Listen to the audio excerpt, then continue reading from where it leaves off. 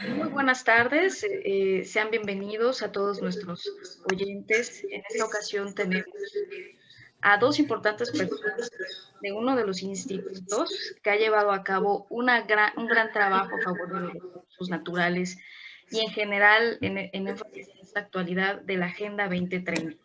Entonces, en esta ocasión tenemos a lo que es la directora ejecutiva, Adriana Lobo, del Instituto de Recursos Mundiales México. A su vez, también tenemos a Javier Warman, director de Bosques. Entonces, muchas gracias por haber aceptado esta invitación y que puedan escuchar tanto de su labor como de los Objetivos de Desarrollo Sostenible, particularmente de este ODS 14.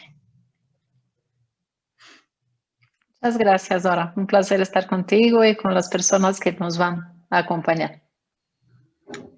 Bueno, pues iniciando un poco con esta conversación, porque va a ser un diálogo asertivo de conocimiento, pues voy a empezar con la primera pregunta.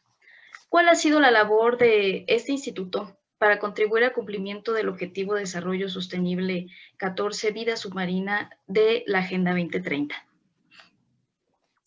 Bueno, pues Dora, la primera cosa que creo que es importante es entender, pues, por qué estamos trabajando en eso, ¿no? Y por qué la labor de los océanos. Uno, como sabemos, el 70% de la superficie de la Tierra está cubierto por océanos y es el hogar de 50-80% de toda la vida que existe en la Tierra. Genera el 50% del oxígeno, absorbe 25% de todas las emisiones de CO2 y captura 90% del calor adicional generado por estas emisiones. O sea, el océano tiene un rol inmenso en nuestra vida, ¿no? O sea, para el equilibrio del planeta, el océano es totalmente central y sin embargo su salud está en riesgo por la contaminación, la sobrepesca, pero de manera muy particular el cambio climático. ¿Sí? Las emisiones están teniendo efectos súper importantes, los hábitats están siendo destruidos y el plástico y otros contaminantes están realmente dañando el océano. Es una cosa, el océano es muy difícil de manejar, ¿no?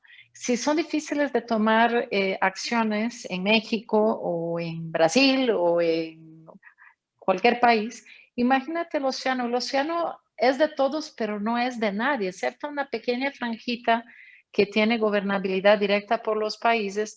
Los océanos se tienen que cuidar en grandes acuerdos globales.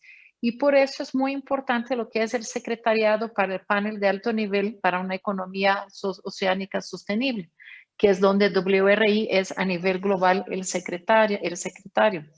Se estableció desde el 2018 este panel con el fin de buscar soluciones audaces y pragmáticas para el futuro y salud del océano.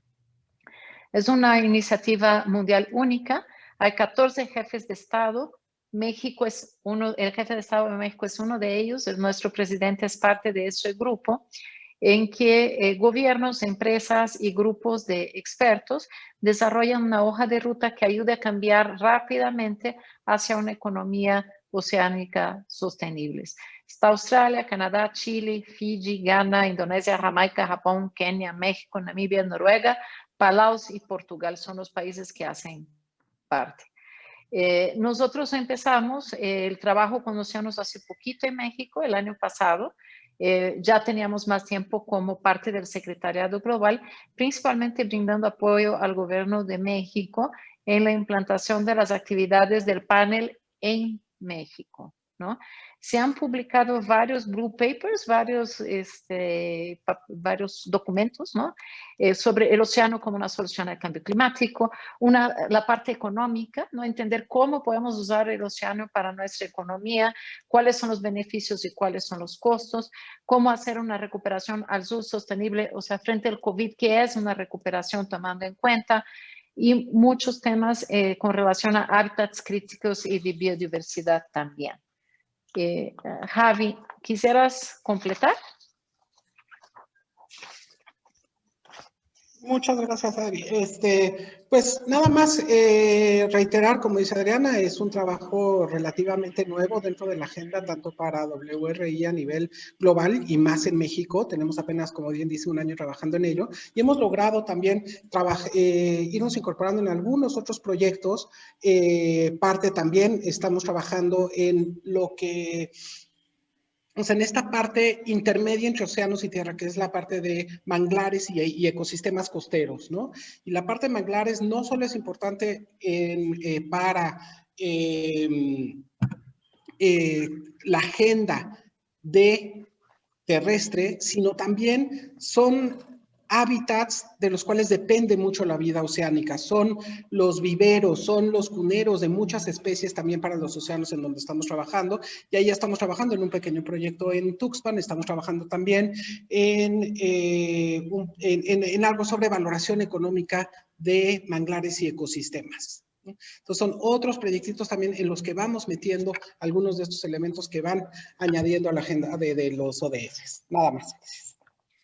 Bueno, vemos una gran actividad que llevan ustedes y acentuando un poco lo que dijo Adriana Lobo sobre la gobernabilidad, ¿no? Lo complicado que es manejar los océanos cuando no hay verdaderamente un dueño o responsable fijo de poder trabajar en este cuidado de algo que pues es vital para la vida, ¿no? Va complementado con el agua y toda esta vida submarina y a la vez complementado con lo que ustedes mencionaban, pues la tierra, ¿no? Y las repercusiones también del humano.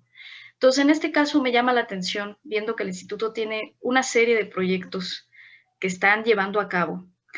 ¿Cómo están llevando estas sinergias y con quiénes del sector público y privado, así como los organismos internacionales, para trabajar en estas acciones a favor del Objetivo de Desarrollo Sostenible 14? Bueno, pues como comentamos, primero es un trabajo joven, ¿no? Y el trabajo va mucho en favor de tener una economía oceánica sostenible. Para tener una buena economía, pues te imaginarás, claro, tenemos que incluir el sector privado y tenemos que incluir muchas de lo que son las comunidades también que están cercanas al mar, ¿no? Entonces, para la implantación de una economía oceánica sostenible, necesitamos valorar los ecosistemas. Esa es una parte del trabajo importante, ¿no? Que es entender y saber en número el valor real que nos proporcionan los ecosistemas y la biodiversidad del océano. Por ejemplo, los arrecifes que proveen más de 30,000 millones de dólares al año en turismo, ¿sí? O sea, las partes costeras, y México es un gran ejemplo, todo lo que vale una parte costera en términos de turismo. Un tiburón, por ejemplo, tiene un valor real de más de 1.9 millones de dólares si tú vas a verlo en el mar. Y si se pesca, tiene un valor de 108 dólares. Entonces, hay un gran valor en la vida marina simplemente porque al humano le tiene un atractivo inmenso ir a las zonas costeras a poder disfrutar de lo que existe en términos de vida marina. Entonces, ¿cuánto valen esos ecosistemas para nosotros en su parte simplemente por existir y por estar y por prestarnos los servicios que de manera natural nos prestan, ¿no? Estamos implantando el proyecto de valoración económica de arrecifes de coral en el sistema arrecifal mesoamericano que estamos realizando en colaboración con el BID, con Marfund, con Metroeconómica y la fundación de Ocean Foundation, la Fundación de los Océanos. ¿Cuál es no sé, cómo quedó el nombre en español? ¿Quedó de Ocean Foundation, Javi? Fundación Mexicana de los Océanos o Fundación Bueno, Mexicana del Océano, FMO. es que tiene un poquito de haber colocado su oficina ya con nombre en español. Muy poquito, sí, un par de meses. Pero unos grandes socios y que tienen un montón de experiencia. Una cosa es, trabajamos mucho siempre en sociedad y The Ocean Foundation es un súper socio. El otro tema es conocimiento e información. O sea, la verdad es que es increíble, pero conocemos bien poquito de los océanos y de la vida en los océanos. Entonces necesitamos tener muchísimo más datos para poder monitorear la salud de los océanos. Y en eso estamos trabajando con el INEGI, con la Secretaría de Relaciones Exteriores, con CEMAR, igual con la Fundación, con The Ocean Foundation, y creando un data hub que permite dar seguimiento continuo al estado de salud de los océanos y de los ecosistemas costeros. La plataforma apenas va a ser lanzada este año, o sea, estamos juntando todavía información. Y finalmente, una línea importante en lo que es la protección y restauración de los ecosistemas. No sé, Javi, si tú nos apoyas con esta parte. Sí, déjame añadir nada más también tantito con que sobre el panel también de alto nivel nada más, o sea que ahí el quien lleva el seguimiento principal en México es la Secretaría de Relaciones Exteriores, a través de la subsecretaría, que es uno, y también INEGI ha sido un gran acompañante en este trabajo junto con el panel, ¿no? Que como bien dice Adriana, lo que se requiere ahí, el primer paso es recabar la información, y en México la tenemos muy dispersa.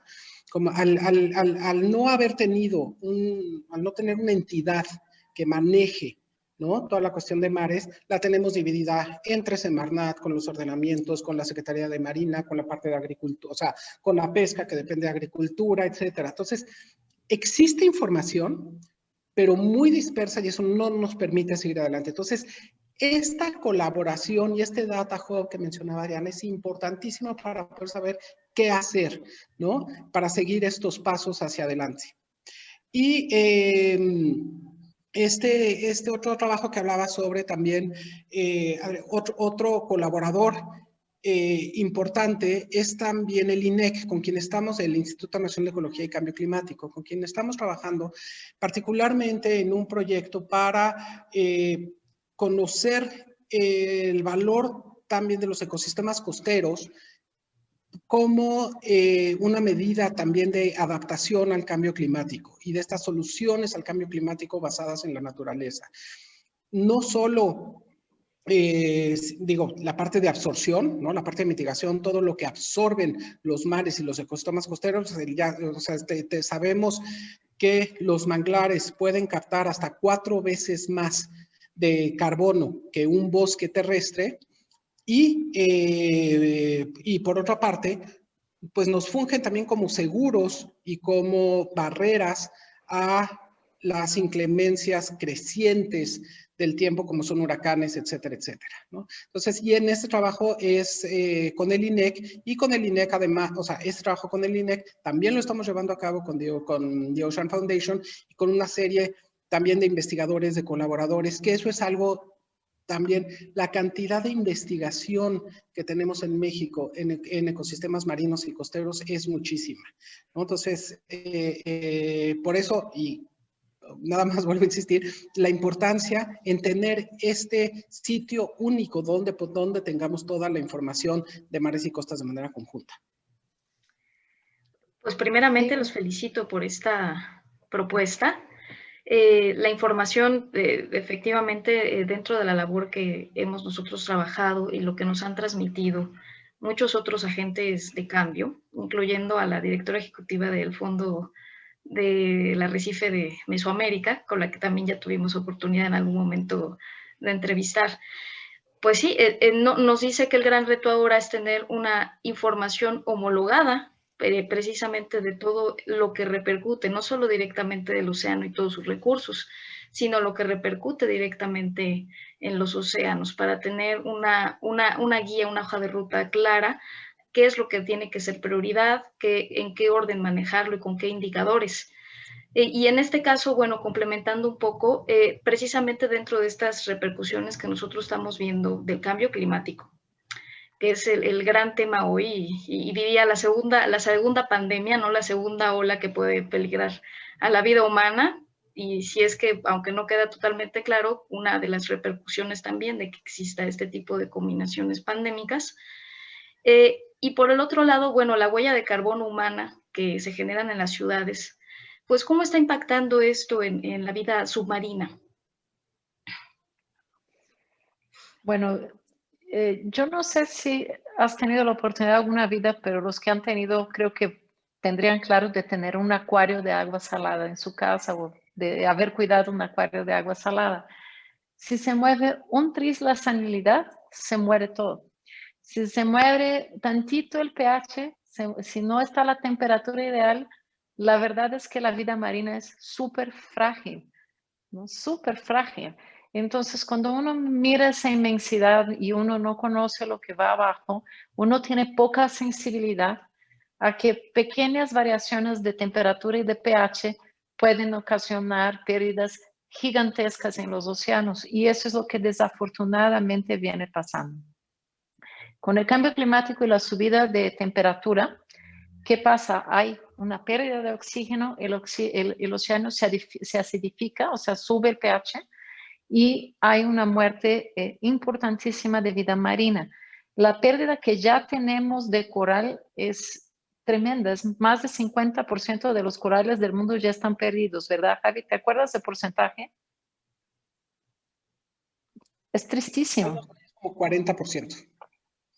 Sí, o sea, tenemos un porcentaje, te podemos asegurar el número porque sí está en los informes, ahora se me pasó, pero aquí está, si la crisis climática no disminuye, pudiéramos llegar a perder hasta un 87% para el 2100. O sea, básicamente quedaríamos sin arrecifes de corales, ¿no? Se pierde el oxígeno y como absorbe oxígeno, eso es grave, o sea, es un potenciador del efecto mismo del cambio climático. O sea, el tema del océano es, deja de absorber y al dejar de absorber también, no solo hay un impacto adentro del océano, pero se potencia más a la rapidez del fenómeno climático.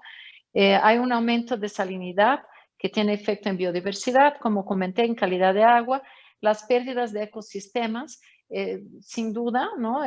Manglares, marismas, pastos, aumenta la frecuencia y la intensidad de los fenómenos como huracanes y tormentas. Y eso es muy delicado. México tiene una sensibilidad muy especial, como sabemos, a ese tema, ¿no?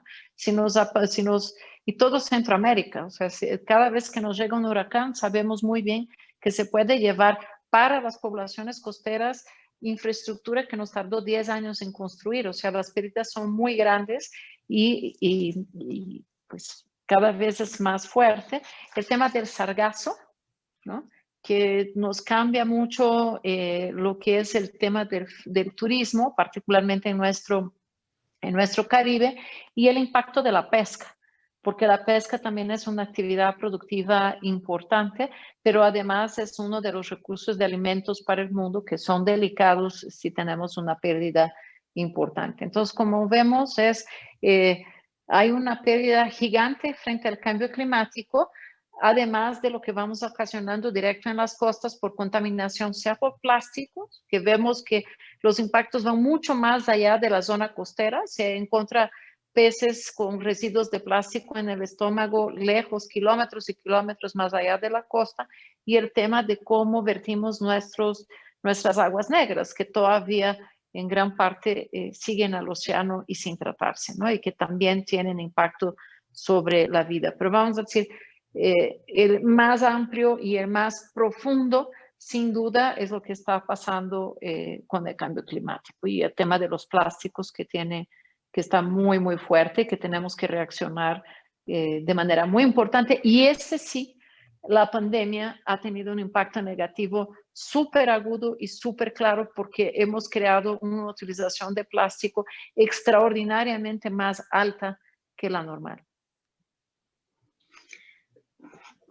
Aunando un poquito a la cuestión de los plásticos, lleva varios años en que se ha intentado hacer políticas públicas en México, particularmente, para mediar con el plástico y pues parece más bien que es una cuestión de la costumbre lo que ha evitado que sea efectiva la ley, ¿no? O que estas medidas puedan llevarse a cabo independientemente de otros elementos que puedan estar. Lo cual pues se requiere entonces un gran trabajo, esto lo sumo también en la cuestión comunitaria, ¿no? La cultura ambiental, la gobernanza oceánica, diría, que ha sido algo que también hemos visto en la iniciativa de océanos, que han tratado en el panel de alto nivel, el tratar varios puntos. Y bueno, regresando un poco a la cuestión de las políticas públicas, ¿cuáles consideran ustedes de estas políticas públicas que son oportunas para que se realicen para mejorar este cuidado de la vida submarina de México, que es impresionante, es muchísimo lo que tenemos de diversidad? Sí, te voy a hacer solo una cosita. Voy a regresar un segundo sobre plásticos y yo voy a pedir que si Javi nos ayuda en términos de políticas públicas, pero de plásticos creo que lo que vale la pena mucho decir es que si bien hay algunas cosas que son relativamente sencillas, el tema de plásticos es bastante más complejo. No es solo dejemos de usar plástico, ¿no? Porque cumple una función, vamos a decir, te voy a decir una que es bastante controvertida, que es el tema de los envases de plástico, ¿no? ¿Por qué empezamos a tener envases de plástico? Porque en verdad su huella es menor. Primero se vio el plástico como una solución al cristal. El cristal en general en su producción y tal es más contaminante, es más pesado, o sea, tiene otras implicaciones. Entonces, no es pensar dejo usar de plástico y ya, porque puede ser que la solución, que el remedio sea peor que la enfermedad. O sea, tenemos que tener cuidado es cuáles son los materiales que los sustituyen, cómo se sustituye. Hay unos que son como los no-brainers, o sea, los facilitos, por ejemplo, las bolsas de plástico, que simplemente es que lleves tu bolsa y esto pues no debería tener más implicaciones, es un tema cultural, como tú dices, pero hay otros mucho más delicados. Por ejemplo, estaba en una reunión en que el tubo de pasta de dientes, aparte de plástico, tiene un recubrimiento que hace con que se proteja el flúor y que el flúor realmente tiene el impacto que tiene que tener cuando lavas tus dientes. Entonces, hay mucho del tema que pudiera decir que es un poco más complicado de lo que parece y por eso las políticas públicas de plásticos tienen que ser consideradas de manera muy integral. En una semana más te invitamos, vamos a tener una primera la presentación de un documento ya importante sobre el tema de políticas de plástico, pero aparte de lo de plástico, hay muchas más cosas que hacer. Javi, ¿quisieras tú tomar esta, por favor? Claro, gracias. Nada más me quedé con, o sea, también, regresando un poquito, ¿qué es lo que pasa con los mares también? Cuando las cosas llegan al mar, como ya no la vemos, ¿no? Parece que el asunto ya está arreglado. Y eso pasa con los plásticos, con la basura. Bueno, de verdad, en las comunidades rurales en México que tienen una barranca el tirar la bolsa de basura a la barranca por muchos años ha sido considerado la manera de deshacerse de la basura. Y eso llega a través, ¿no?, de las diferentes cuencas al mar. Y al no verla, para el ser humano, es como ya el asunto está arreglado, ¿no? Es nada más tener o sea, ¿a qué grado ha llegado esta falta, no ver el océano, que a veces pensaba que así se piensa en algunos temas y muchos lugares, ¿no? Entonces creo que eso es importante también para ver el impacto que ha tenido, el impacto que tienen las ciudades y la vida o sea, lo que llevamos a cabo en tierra en los océanos. Pero bueno, regresando al tema de las políticas públicas, ¿no?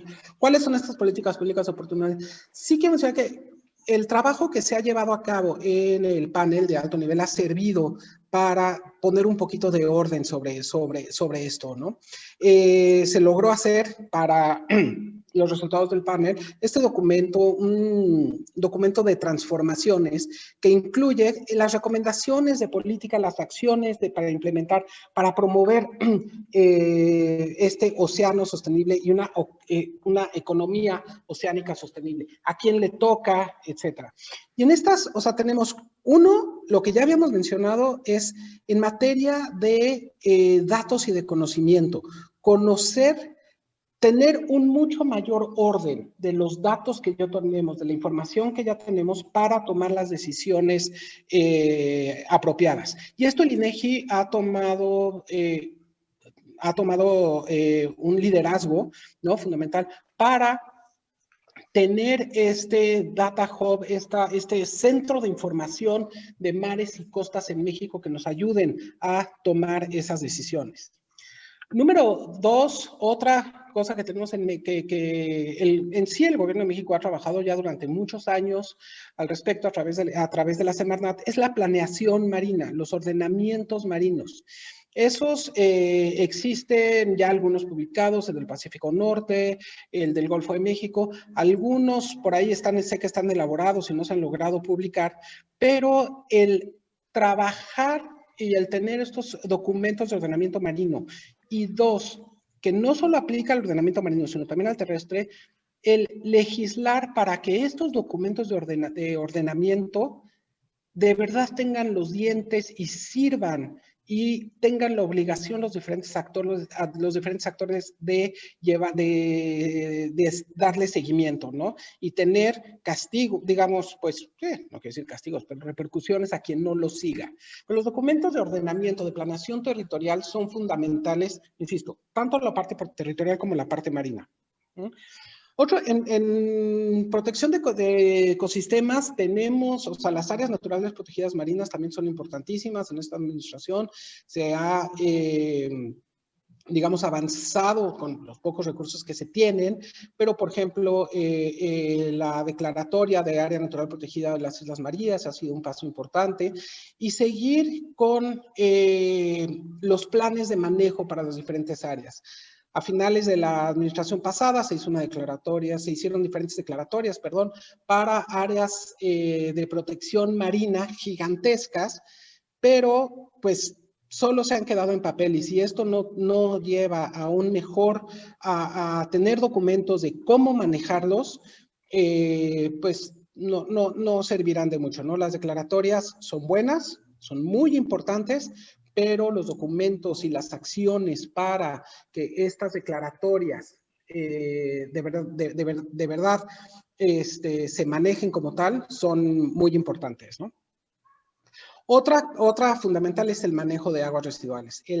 Tanto directamente de ciudades costeras, evitar que sus drenajes lleguen al mar, se establezcan las plantas de tratamiento adecuadas, y eso a mayor y menor medida, digo, desde aguas de ciudades internas que pasan sin ningún tratamiento a diferentes cauces de ríos que acaban llegando al mar, hasta pues las ciudades costeras, como el caso de Playa del Carmen, con un crecimiento que tiene, que es lo difícil de mantener un crecimiento como el que tiene Playa del Carmen, con la infraestructura que requiere para su tratamiento de aguas. O sea, mantener ese paso es difícil, pero se tiene que llevar a cabo, ¿no? Entonces, eso es otra cosa muy importante. En materia de legislaciones también, la gestión integral de mares y costas. Se ha hablado pues en diferentes campañas, etcétera, sobre el tener un eje, una entidad rectora de mares y costas. En algún momento se mencionaba también una Secretaría de Mares y Costas, que ya no existe. Si recordamos, antes de 1994, con la creación de Semarnat, existía la Secretaría de Pesca. Entonces, tener esta entidad, una unidad, y que esto no esté disperso por muchos lados, sería importante, ¿no? Y dos cosas adicionales es en la gestión también de los mares, su función en la producción de energía. Sabemos que las energías renovables pues no son la palabra y no son el concepto favorito de la administración actual, y en muchas partes del mundo la energía renovable en el mar está tomando unos roles importantísimos, tanto el establecimiento de energía eólica como o sea, de estos molinos, ¿no? Bueno, los captores de energía eólica, como la generación a través ¿cómo se llama? Maremotriz, ¿no? A través de la utilización de las mareas y oleajes para la producción de energía. Y por último, también en la actividad económica es muy importante darle el rol que tiene ese mar, verlo. Es muy importante que veamos de una manera lo que está pasando en el mar, y de una manera también el valor económico de todo lo que nos da. No solo es la pesca, no solo que es importantísima, sino si lo vemos también en la actividad turística, el mar, o sea, la mayor parte de la actividad turística del país está en las costas y depende del mar y de su buen manejo. De todas estas políticas públicas que voy contando, son 8, que son unas propuestas muy asertivas para alcanzar por lo menos un nivel mínimo óptimo del océano y de esta sostenibilidad del océano. cabe enfatizar que es reciente que se ha tomado la estrategia legislativa de la Agenda 2030, ya implementada, y ha habido una honda discusión sobre la cuestión de la pesca sostenible y su vinculación con los océanos. Y creo que pues sí, hay mucho que avanzar. Debe haber un instituto homólogo o por lo menos un responsable coordinador de todas estas acciones de algo tan inmenso como son los océanos y la vida submarina. Y bueno, para finalizar, me gustaría hacer una pregunta que un poco lo platicaron también dentro de esta conversación, que es la cuestión de las repercusiones del COVID-19.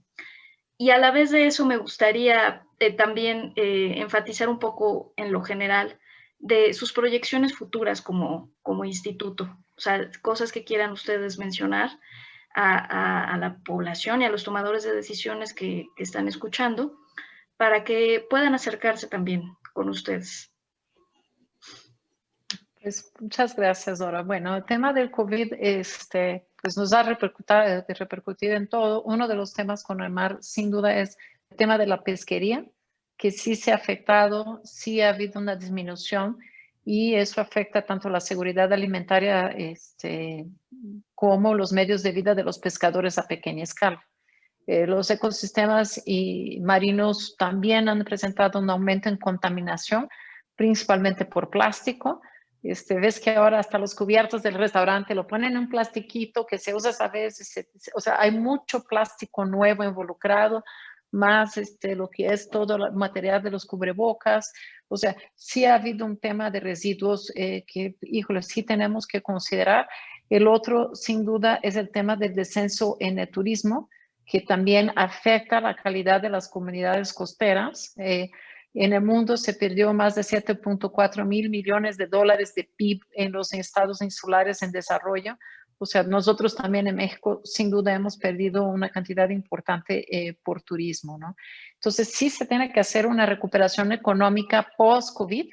O sea, yo digo que es parte de lo que nosotros hemos denominado la revolución sostenible, es cómo nos reconstruimos a partir de eso, pero mejor. Y eso sin duda implicaría invertir en restauración de ecosistemas marinos y costeros, en infraestructura de drenaje y alcantarillado. De hecho, ese tipo de inversión es súper progresista porque creemos que crear trabajo, ¿en qué invertimos? Pues ojalá en sí hacer estos temas de restauración, de creación de infraestructura. También hay posibilidades para maricultura sostenible, incentivo para transporte marítimo de cero emisiones. Eso es algo que hemos hablado poco, hemos hablado mucho de los autos, pero también hay la posibilidad de que el transporte marino también tenga cero emisiones y catalizar las energías renovables. Eso es algo que en muchos lados se viene tornando una fuente de ingreso y una fuente de energía también muy importante. Entonces, pues hay muchísimo trabajo que hacer, tanto en la parte de crear información, crear institucionalidad, crear planeación, pero luego, sin duda, tomar acción decidida en términos de protección. Claro, en general, nuestra propia responsabilidad climática, o sea, lo que hacemos en el día con día, cómo comemos, cómo nos transportamos, sí tiene un impacto grandísimo, porque finalmente si no logramos detener el cambio climático, o sea, tenemos que ir deteniendo esas raíces de ese fenómeno contra el cual no tenemos vacuna y que sí va a alterar la salud de todos nosotros y la estabilidad económica de poblaciones gigantes durante los siguientes años. Javi. Así es, y también, bueno, estos impactos quedan clarísimos, ¿no? Sobre el COVID. Nada más añadir, no irnos, ¿no? Digo, hacia el inicio de la pandemia, ¿no? Se hablaba de la recuperación de algunos espacios, ¿no? Los videos ciertos y no, de que si llegaban delfines en Venecia y no sé qué otras tantas especies ahí circulando en otros lugares. Creo que eso simplemente es, digo, no irnos con la idea de que esta pandemia ha traído grandes beneficios, al medio ambiente. Al contrario, ¿no? Ya a mediano plazo, pues sí, efectivamente, los lugares que dejó de ocupar el ser humano son ocupados rápidamente por otras especies, pero al volver a aparecer el ser humano, pues se retira, ¿no? Y es lo que estamos haciendo hoy en día. Lo que decía Adriana es importantísimo. Creo que veníamos avanzando poco a poco en eliminar algunos plásticos, en ir reduciendo los plásticos, y de repente esto nos echó para atrás, ¿no? En los mismos súperes, ¿no? Que llegabas, o sea, que ya no había bolsas, pues de repente, pues igual ya no hay bolsas, pero todo lo cubren con más plástico, ¿no? Desde el, o sea, cositas anecdóticas, desde el pan, lo que es la bolsita con el cubierto en el restaurante, la cantidad también que se ha generado por los pedidos, ¿no? Toda la comida para llevar que incluye más plástico. Entonces, pues aquí tenemos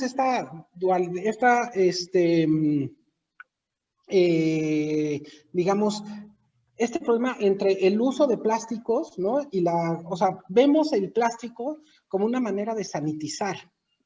Y eso creo que es, pues, grave, ¿no? Digo, llevamos 6 días en México en la Ciudad de México, con una ley que prohíbe los plásticos de un solo uso, y no veo cómo se vaya a implementar, ¿no? Lo veo de verdad muy, muy complicado. Creo que hay buenas intenciones, pero sí es algo que no debemos de perder de vista. Y esta parte de el plástico como sanitizador, no sé, es un tema, yo creo que para darle también mucho seguimiento. Bueno, de antemano agradezco mucho toda esta información y no soy la única. Sé que muchas personas van a ver oportuno en esa sociedad del conocimiento la información más indicada, más dirigida de qué es lo que pueden encontrar con este objetivo del desarrollo sostenible 14 y de la Agenda 2030 en general. Y bueno, para finalizar, no sé si quieran dejar ustedes un mensaje a la ciudadanía, a los tomadores de decisiones y alguna invitación para que conozcan al instituto. Bueno, pues claro, encantados. Ojalá y nos conozcan nuestras páginas web www.wrimexico.org. Ahí estamos siempre disponibles. Tenemos muchos webinarios, muchas actividades siempre para buscar conocer, y la verdad, alguna cantidad de información realmente espectacular en WRI. Hay una plataforma que se llama Resources Watch, que si pueden echar una mirada, es extraordinaria, conjunta información ambiental de todo el mundo, y se pueden entretener y divertir y conocer mucho a través de eso. Es una organización que tiene más de 37 años, que está realmente haciendo una función ambiental importante en el mundo. Aquí en México ya vamos por los 16 años, empezando con lo que es un programa de movilidad, pero sostenible, pero ya con muchas otras áreas, como tú ves, y creciendo, siempre con un trabajo muy responsable, ¿no? Entonces, ojalá y se interesen, que conozcan más, porque la información sí es muy poderosa y sí tenemos que entender cómo proteger nuestro medio ambiente.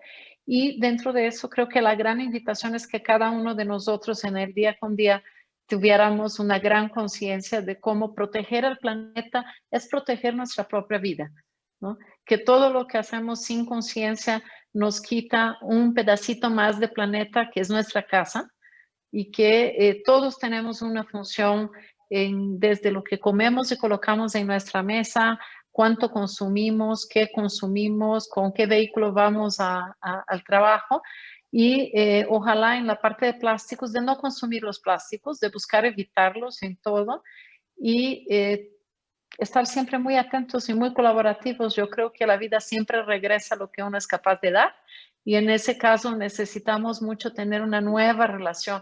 Creo que la pandemia nos mostró la gran interrelación entre los sistemas, cómo una falla en un pedazo del sistema ambiental nos puede traer una consecuencia tan grande, ¿no?